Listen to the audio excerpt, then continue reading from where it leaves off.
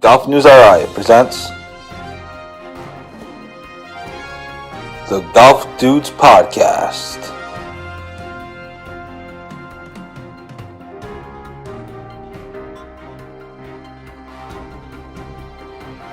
Here are the dudes. Hey everybody, happy Thursday. Welcome to another episode of the Golf Dudes Podcast. I'm Joe Calabro, Rich Cappalli alongside. Rich, how you doing today, buddy boy? I'm finally leaving, and the weather's changing. Rich is counting out to Florida. 3 straight weeks of crap-ass weather. And guess what? It's supposed to be 70 next week, and I'm going to be in Florida. Fantastic. Where's 95? Yeah, it's not bad. 80, 85. Still going to probably sweat my ass off, but that's fine. Yeah, good to be here. Can't wait to get the hell out of here. Well, on that note. Well, get the hell down to Florida. All right, so we should tell you that. Well, first off, happy Star Wars Day to those who celebrate. I got my Star Wars t-shirt on. Nerd alert. Bought exclusively from Rhode Island Comic-Con. So happy Star Wars Day, May the 4th. Also, happy birthday to my mother. That's right. Who knew that she was born on Star Wars Day? It must be a sign. Anyway, lots to get to, of course. First, we should tell you that the Golf Dudes Podcast is presented by Lynx Drinks. Lynx Drinks is best known for their transfusion in a can. They have 3 different flavors now: the front 9, back 9, and of course the regular transfusion. So check out Lynx Drinks at liquor stores and country clubs near you. You should check out where they are down in Florida and see if you can pick up some Lynx Drinks down in Florida. Cut a nice promo for them down there. But anyway, check out our friends at Lynx Drinks as they continue to grow and expand through different states and clubs and all different stuff. So thanks to Lynx Drinks for their support. Overall, it was a pretty boring week, I would say. Nothing exciting happened. No major stories. There's really not even any reason to do the podcast, I would say. No, boring. pretty boring. Obviously, nothing that I would ever, pay attention to. Well, I was going to say something about that. Anyway, obviously the big story this week, GolfNewsRI broke exclusively on Monday. The rebirth of Metacomet, and as it in 2024 will open as a 9-hole course, Met Links. The story did thousands of page views. It's still going. It was shared and retweeted and linked to by media people all over the place, including most recently my guy Jeff Shackelford and his newsletter, The Quadrilateral, which was pretty cool. Surprise last night. So anyway, so that's always cool. Obviously, cool for us to get recognition and things like that. I know the Boston Globe, Dan McGowan retweeted it. Kevin McNamara had Rob on his radio show last night and gave us a shout out. So all cool stuff. But the point is, obviously, it was a huge story. We went through the holes. We had the exclusive interview with Rob, and that went up on Monday. So that's pretty much the talking point for today's show. And we'll get into some of the reaction. Excuse me. We'll talk about how we kind of got the story, how it all kind of played out. But Rich, I know I gave you a sneak peek of the sneak peek-ish of the story on Saturday night just to kind of loop you in. But your thoughts on kind of what they're doing, what the course is going to look like, kind of anything in between. Yeah, I'm personally happy because I'm going to be able to play there. Hopefully, I'm going to do like a dual membership type of thing, so I don't have to always drive down to North Kingstown. I'm excited for that. Excited for Metacomet. I mean, I only played there 3 or 4 times, but the times I played there, it was one of the harder courses that I've played. So I'm excited to get that back. The layout's going to be cool. At least he's going to keep the first 3 holes. The first 3 holes are great there. And yeah, I'm excited to get it going. And he's changing the numbers, but he's really keeping like 7 holes, but they're all be different numbers. I think like the 4th hole is the new 4th hole is like the old 7th hole or something. Yeah, he's actually keeping like 7 or something of the holes. But it's just like the 9th hole or the eighth and the ninth hole is just the holes that are kind of being changed because, as he told us, Marshall only gave him like a 7-hole framework to put Yeah, like a layout. Yeah. So Yep. there's obviously a lot of par threes, which it could be a turnoff for some people, but it should be. I'm excited to see what it looks like. We'll obviously have more once they start doing work on it. We've already talked about doing some video stuff with them, doing some drone stuff, walking the course type of thing. So we'll have a better look at it once they start doing work on it. Rob says that'll start in about June. But overall, a um, pretty exciting time, pretty exciting day for sure on Monday, and it continues. So overall, I think 90% of the reaction that we've gotten has been positive, especially on the first day. Most of the reaction was positive. I Second think day, a lot of the reaction too is like finally. You know what I mean? It's been, right, it's been in the works for, well, everybody was asking why the course was being maintained. With like correct, when correct, I drove by there 2 years ago, or what, it was a year and a half ago, and I saw the guy mowing the fairway, I'm like, oh crap, something's up. So right, it's been a right. long time coming. I think the reaction is finally we know what's going on. No, that was I remember that because I used that in the I timeline. just I was We driving put by and I'm like, yeah. what the hell? There's a guy mowing the fairway. What the hell? What's happening right now? Right, and then you messaged me, and I think we actually did. I don't know if it was just that, but we did some reporting in regards to that.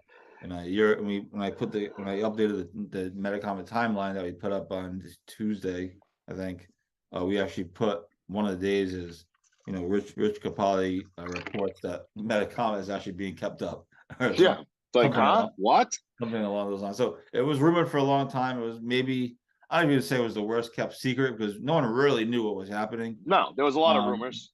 but people did know that was being kept up. But then you have the other opposite of that, where the greens were sold, the back nine greens were sold and ripped up and sold to Braeburn Country Club. Um, Hmm. so it was kind of like confusion as to what exactly was going on. But yeah, there were certainly rumors for the last year. We've actually been sitting on the story. So Rob said they got involved like 8 months ago. We've probably been sitting on the story for 4 or 5 months, 5 or 6 months. But At least, yeah. um, Since last end of last summer, right? late last year, I was told about it.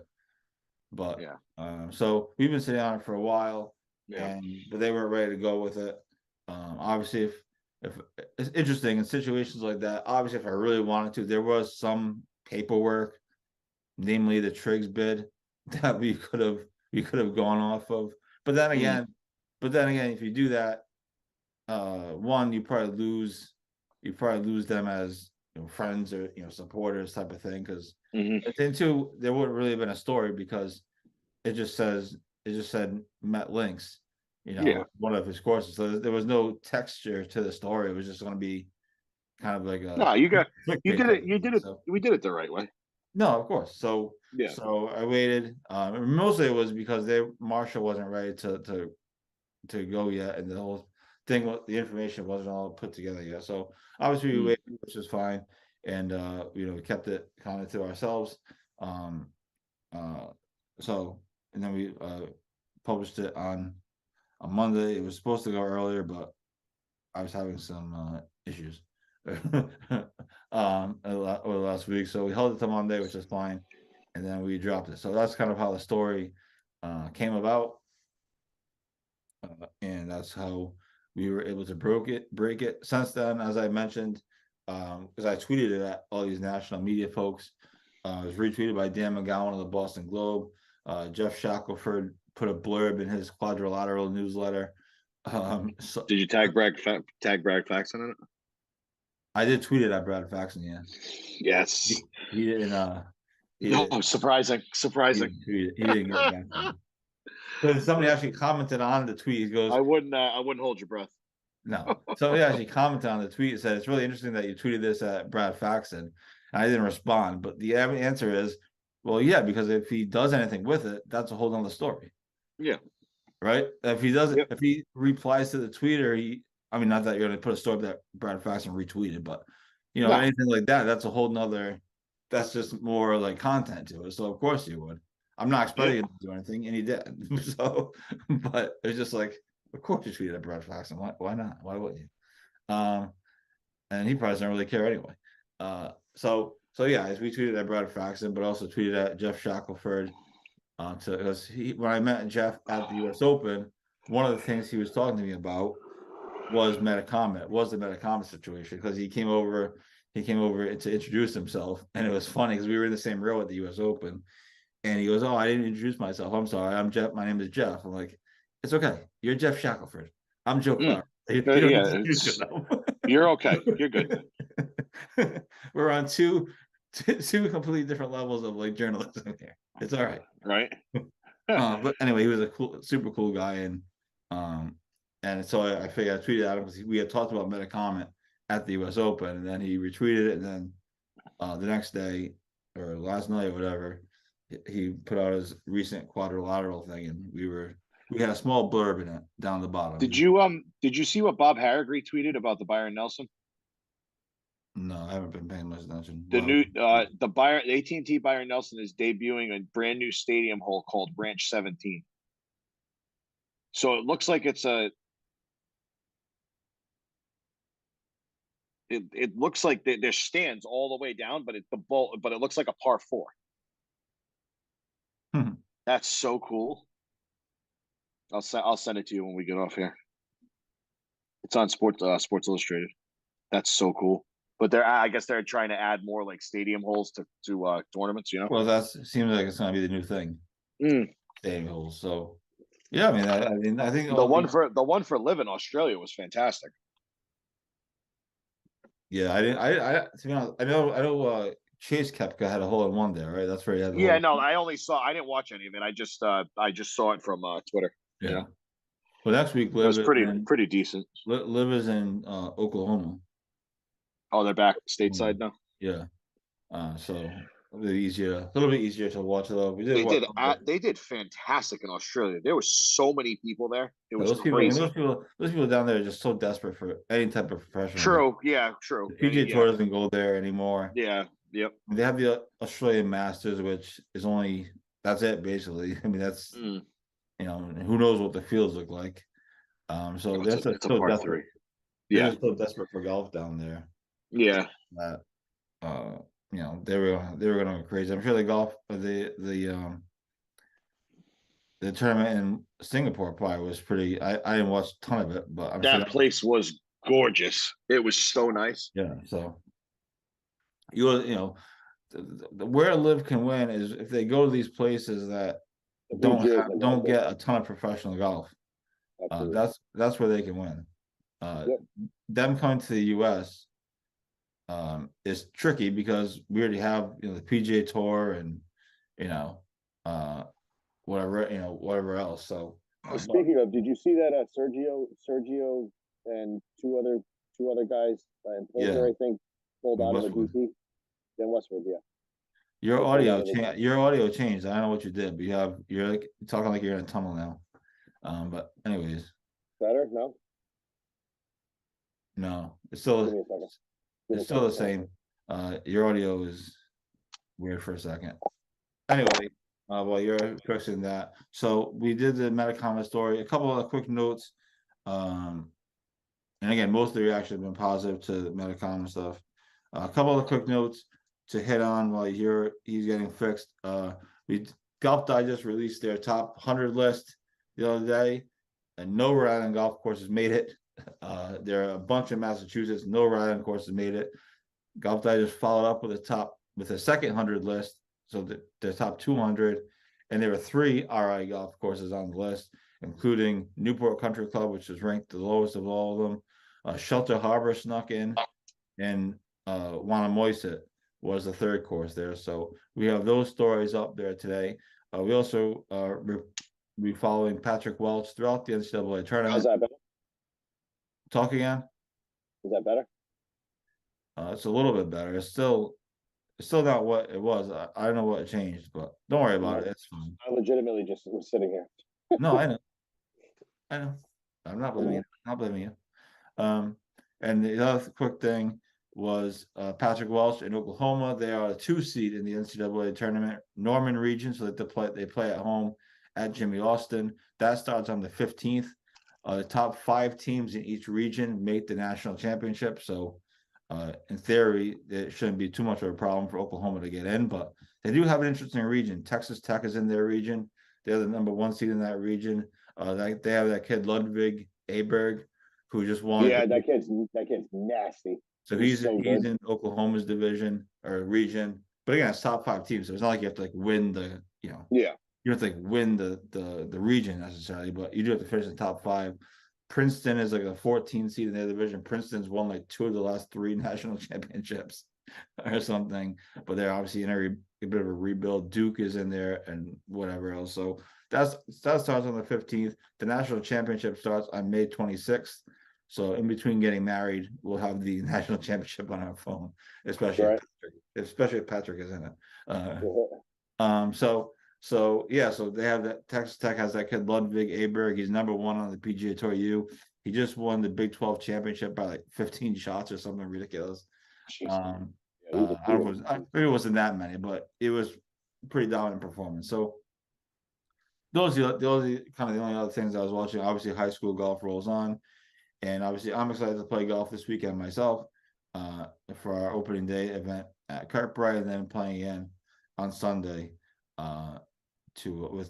with my dad and the boys. So I'm excited to play golf, but that's kind of what we have going on. I don't know if you had any thoughts, but I was talking about how Golf Digest, there were no RI courses in the top 100, but 3 made the top 200. Newport, Shelter Harbor, and Wannamoisett get in the top 200, but no courses were in the top 100. Usually Newport flies about what, like 70 or 80 every year? Usually, yeah. I mean, usually they're in 70, 75, 80, somewhere around there. Yeah, that's crazy. We got the old kick to the curb, I guess. Yeah, I mean, I don't really know much about any of the Rhode Island courses that made it. Except I can't play them. So, yeah, I have to shout out good old Uncle Bob on that one for Newport or Shelter. I played Shelter a long time ago. Obviously, Newport. My dad played like 3 or 4 years ago, I think. Yeah, Newport got to play last year, but the weather wasn't great. So, and then I mean, it has to be perfect to be nice over there. Wannamoisett is obviously Yeah. So those are the 3 courses that made it in the top 200. Again, a slew of Massachusetts courses in the top 100.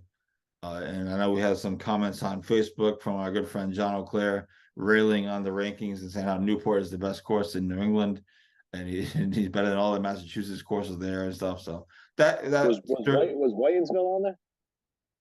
No, it wasn't really. Wow. Whitinsville? No, I don't think so. The Massachusetts courses were Catanset, Brookline, obviously, and there were a couple others. There were a slew of Massachusetts courses in there. That's crazy. Yeah. So, but yeah, so it's interesting how they do the rankings. I would still love to do our own golf course rankings. Maybe the end of this summer could be a time to do it, just to see what people. I don't know how. I mean, we'd have to, I'm not trying to give away any stories here, but we'd have to figure out how to do it, how the points will work, bring some of our friends in. But that's something I would still love to do at some point. Now that we're kind of getting big enough to. We've got to play these courses too. Yeah, or talk to people that play it and know, kind of thing. I don't know. We'd have to come up with a point system. I have a whole spreadsheet that I made like years ago, but I wasn't gonna do that when we first launched because no one knew who we were. Now we're getting bigger. We're sort of, have some credibility. So we'll see. At some point, I would like to do that. I also like to do like a Dream 18 of Rhode Island golf, the 18 best holes in Rhode Island. That'd be kind of neat too. So those are a couple of things that we're still trying to do at some point. Again, I'm saying it's definitely going to happen this year, but certainly the end of this year, the end of the summer could certainly present an opportunity to do that. But we'll see. All in the planning stages, for sure. Other things that we have coming up, hopefully, through Jeff and Austin are working hard to come to build out some on-course content. We made the Golf Dudes versus the EYB boys match with mics and everything. You got some cool stuff out of that. So they're planning that out and trying to figure out when to do a test or whatever. So that'll be great once we get that going. And also we're gonna be doing some of our own 25 shots from Austin. Yeah, if not more. Maybe. And also congrats to Austin as he's going into the Westerly Hall of Fame, Westerly Sports Hall of Fame tomorrow night. So congrats to Weird. When you say Westerly, it feels like it's like Not even part of the state because it's so far down south. yeah, that's not too bad. It's like 40 No, I minutes. like Westerly. Westerly's fun. It's a 40-minute ride. You can go to the Vintage Cigar Bar, smoke a few cigars there. It's a cool little place to hang. No, it's not a little place, it's a big place. And they're opening their Charlestown location soon. Their Charlestown locations are like outside, like patio. And I know that I've been there, but so it's not too bad. It's a little ride, but if there's no traffic, if there's traffic, obviously you're dead. If there's no Pretty traffic, much a straight shot down 95. Which is nice. yeah. So anyway, congrats to Austin on getting into the Westerly Sports Hall of Fame. He'll be inducted on Friday night. So yeah, so that's what we got going on. You're off to Florida, and you're gonna send me some pictures, and we're gonna post them on Instagram. And I think we're doing the village on Thursday. Wednesday or Thursday. I'm pretty sure it's Thursday. I'll get you some pictures of The rain too. That's one of my favorite public courses down there. yeah, send all of them. We'll tag all of them, and then you never know. So if I can, I was gonna try and get Joey's GoPro, but his schedule's been crazy. He's been working doubles and stuff like that. I don't know if I'm gonna be able to make it to his house. So well, just see if you can stop by and pick it up for 5 seconds. Mm. You know, that can't be that. Yeah. But yeah, so you're off to Florida, so have a good trip to Florida. Thank you. Talk to you in a week or 2 weeks, I guess. 2 weeks. And when you come back, it'll be wedding time, which is crazy. Dude, this is a hell of a freaking month. It's absolutely bonkers. Bachelor party, going to Florida, wedding, rehearsal dinner, All that stuff. It's absolutely nuts. And then we go, like you said, right after your wedding, we soar into tournament season.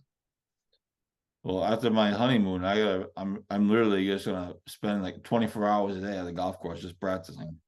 Like just getting Definitely gonna get the range working, getting my stuff together. And I'm also gonna take all my clubs and have some of them fix it while I'm away. I'm obviously not playing. I was gonna tell you that you should just have them done while you're not using them. You know what I mean? Right, that's what I mean. Yeah. So I'm just literally take all of them and they can fix them or do what I've got to do. Will I go through Kirkbride or will I go somewhere else? Well, I'll just do that. I mean, you'll have the time at least with Kirkbride. You know what I mean? You just gotta. The only thing is you got to make sure that they come back when you get back. You know what I mean? Well, if Kirkbride loses my club, they're going to be buying me new ones. Yeah. So yeah, it's crazy. So yeah, so exciting, certainly an exciting month ahead, and before you can get us started with a huge Metacomet story, which is altering the riding golf landscape. So that's good. So yeah, so big month ahead, big few weeks ahead. Obviously, stay tuned for everything we have coming up. Trying to do some new things, expand in different areas. We are creating the ability to make our own memes now, which is exciting. As funny as the other memes are, and we'll still share some of those. It'd be definitely cool if we can start making our own memes, our own GIFs. Yeah, it's more personal when you can make your own. Exactly. So we're working on that. It hurts a little bit deeper. Yeah. So we're working on that to draw some social media interaction or more social media interaction. And with that said, we actually just hit 600 followers on Instagram. So thank you to everyone for following along. It's amazing. Reels, we've been killing it with the reels. The reel that Jeff put up yesterday of his podcast did 1,000 plays. Nice. That's a lot. It seems like a lot. And our Twitter account is slowly growing. This Metacomet story obviously helped. But our Twitter account is slowly growing for whatever that's worth as well. So thanks everybody for following along. Lots more to do. Lots more coming up on Golf News RI, both podcast wise and website wise, and we're happy to have you all along for the ride with us. So, Rich, unless you have anything else to update us on, have a great trip to Florida. I know you'll be posting some content from there on social media, so check that out. And we'll talk to you, and we'll talk to you personally in 2 weeks when you get back. Although I'm sure I'll be talking with you almost every day while you're down Oh there. yeah. That's just how it goes. And we'll have a podcast next week. I already have a guest booked to come on. So we'll talk to you next Thursday, same bat time, same bat channel. This is the Golf Dudes podcast. Happy Star Wars Day, and we'll see you all later. Bye.